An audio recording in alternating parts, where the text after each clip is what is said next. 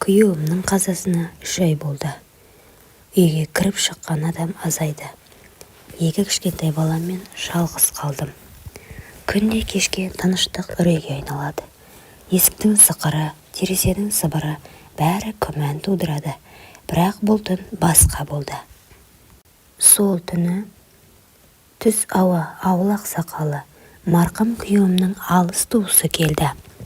Қолында дорба, үстінде шапан, жол жүріп шаршап келгендей көрінді. Қарағым, осы үйге кіріп дұға жасап кетсем деп едім. Мүмкін болса бір түн түнеп шығайын деді жай үнмен. Әдетте мұндайға тосқауыл қою қиын.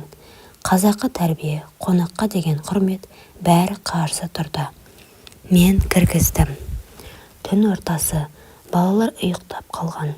Есіктің арғы жағынан адым басқан дауыс естілді. Жүрегім атқақтай жөнелді. Есік қағылған жоқ. Тек ақырын ашылып, қарияның сұлбасы көрінді. Қолында дәрет суы бар сияқты болып көрінді. Бірақ көзі мүлде басқа ниетті айтып тұрғандай. Жатсам бола ма, қызым? Суық екен. Пеш сен жатқан бөлмеде ғана жанып тұр ғой. Ата, бұл дұрыс емес. Басқа бөлмеде жатыңыз дедім дірілдеп. Ол үндемей артқа шегінді, бірақ сол сәт менің жүрегіме дақ болып қалды. Бұл ниет, бұл көз қарас. Мен ешкімге айта алмаймын да. Себебі дәлелім жоқ. Бірақ жанымдағы жара дәлелдеген артық. Келесі күні ол ерте кетті. Шай ішіп отырғанда да ештеңе болмағандай сөйлеп отырды. Бірақ менің ішімде бір нәрсе өліп қалғандай болды.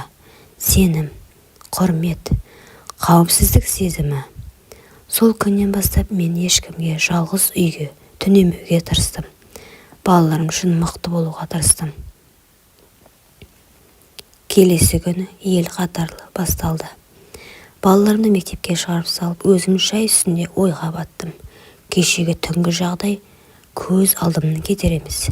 Әлгі қарияның сыпайы қалыптағы сөзі мен көзіндегі ниет екі бөлек дүние еді. Қария ғой деген сенімім тас-талқан болды. Оны ешкімге айтсам да дәлелдей алмаймын. Қонақ келген, дұрыс түсінбей қалған шығарсың дер. Бірақ мен әйел заты ретінде бір нәрсесін сезіндім. Ол түнде мені қорғансыз көрді. Жесір екенімді білді.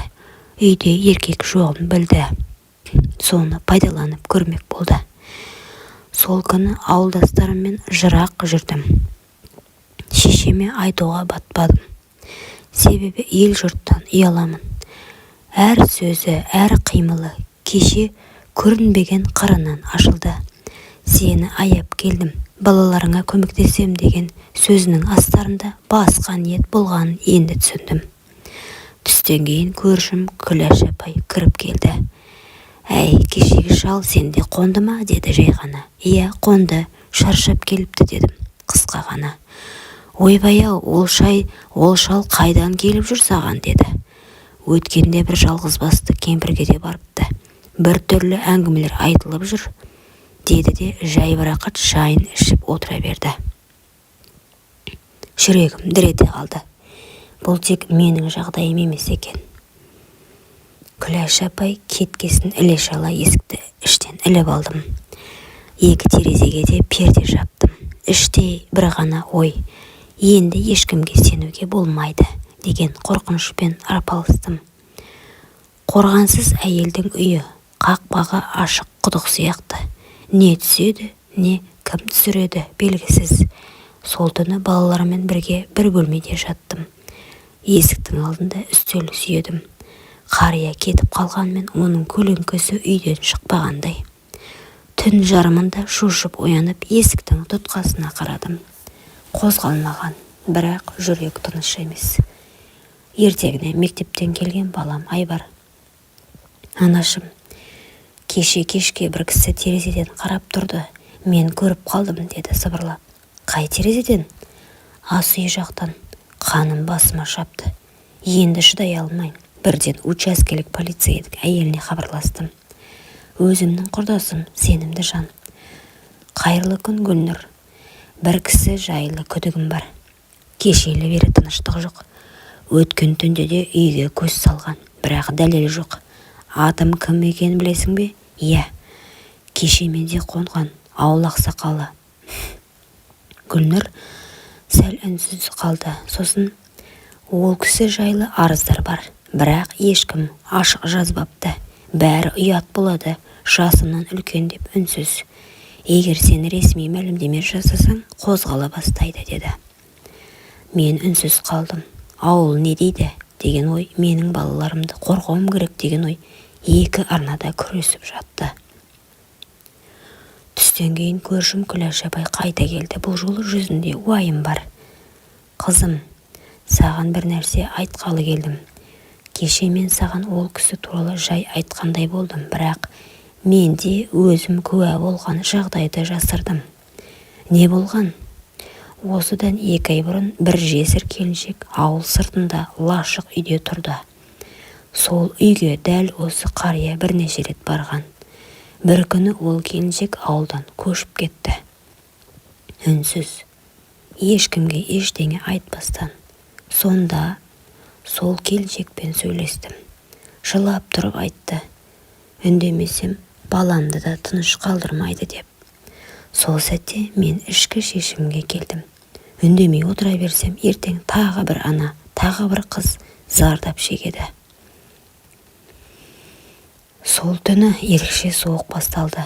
Балаларымды ертерек ұйықтатып, мен ас бөлмедегі шамды өшіріп, терезеден көз алмай отырдым. Іштей сездім, ол келеді. Себебі мен үнсіз қалмадым. Түнгі 1-лер шамасында есік алдына әлдекімнің келген дыбысы шықты. Әуелі жай жүріс, сосын тұтқа бұралуы, бірақ есік жабық еді. 1-2 минут тыныштық. Артынша есік қағылды. Үнсіз, қатты емес, бірақ талаппен. Мен тынысымды ішке тартып үнсіз күттім. Қолымда телефон. Бір қоңырау шалсам, учаскелік кезекші келеді. Бірақ соған дейін не боларын кім біледі? Сол кезде есіктің арғы жағынан таныс дауыс шықты. Қария еді. Қызым, аш есігіңді, мен жай сөйлесейін деп келдім. Айтарға сөзім бар, деді біртүрлі мейіріммен. Мен үндемедім, бірақ жүрегім дүрсілдеді. Бір кезде дауыс өзгерді. Не істедің сен? Не үшін шағымдандың? Мен саған не жамандық қылдым, а? Сен мені ел алдында қарабет еттің. Қарияны масқара еттің. Дауысы ашуға толы еді. Сырттан бірдеңе тепкен дыбыс естілді. Сірә аяқпен есікке соққы берген болар. Сол сәтте мен ішкі жарықты жақтым. Телефонның фонарын терезеге сыртқа түсіріп, даусымды қатты шығардым. Бұл үйде жалғыз емеспін. Көршім де, полицияда хабардар. Тағы бір қадам, дәлелмен ұстаймын. Кет. Ұзақ үнсіздіктен кейін жүріс дыбысы естілді. Ол кетіп бара жатты. Ауыл 2-ге жарылды. Бір тобы мені жесір жалғыз деп кінәлады. Екінші тобы мені ғана жақтады. Тіпті кейбір көршілер бұрынғыдай сәлемдеспейтін болды. Балаларымды да мектептен кейін сыбырлап шығарып салып жүретін. Анасы үлкен кісіні жазықсыз соттатпақшы деген өсек тарапты. Жиналыста ауыл қарияларының ішінен әлгі адам да бар екен, бірақ жүзінен өзгеріс байқалды. Ашулы емес, қорыққан, әлсіреген. Қызым, деді ол. Сен менің абыройымды жер қылдың. Ел алдында масқара еттің. Мен көзіме тік қарап. Мен өзімді қорқадым. Егер шынымен абыройлы болсаңыз, онда неге түн ішінде есігімді қақтыңыз? Неге терезенің сыртында тұрдыңыз? Неге балаларым сізді көріп шошиды? Жиналыста үнсіздік орнады. Бұрынғыдай ақсақалдың сөзін бөлме деген дауыс естілмеді. Бұл жолы олар мені тыңдап тұрды. Иә, келіншек дұрыс айтады. Біз әйелді тыңдамай келдік. Бірақ үндемегеннің бәрі келісім емес, қорқыныштың белгісі. Ал бұл әйел қорыққан жоқ. Біз енді дұрыс жағына шығайық, деді. Қария төмен қарап үнсіз отырды. Ақырында жарайды, мен бұл ауылдан кетемін, өз қателігіммен жалғыз қалам деді.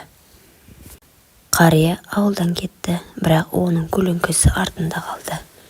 Көп әйел үндемей-ақ маған иек қағып қолдау білдіре бастады. Арада бірнеше ай өтті. Ауылда бұрынғы тыныш тіршілік орнына келді. Кейде кешкісін ас үйдің терезесінен далаға қарап отырып өткен күндер есіме түседі. Бір күні ауыл имамы мені арнайы шақыртты. Сенімен бір нәрсені бөліскім келеді, деді ол жұмсақ үнмен. Әлгі кісі баяғыда ауылдан кеткен. Басқа облысқа барыпты. Бірақ жақында аш-жалаңаш, жалғыз күйде көзі жұмғаны туралы хабар келді. Мен сәл үнсіз қалдым. Қуанышта, өкініште болмады. Тек жүрегімнен ауыр тыныс шығып, ішімнен бұл тағдырдың өз үкімі деп ойладым. Ағайын туыстар жанына жоламаған екен. Қала мешіті жанынан көмілген, деп жалғады имам. Мен басымды изедім. Жанымда ешқандай кек қалмапты. Тағы тек бір ой. Егер ерте тоқтағанда, егер шын өкінгенде, тағдыр бұлай аяқталмас еді. Құрметті оқырман, өмірден алынған шынайы оқиғаларды тыңдағыңыз келсе, менің арнама тіркеліп, лайк, комментарий жазып қолдап кетіңіздер.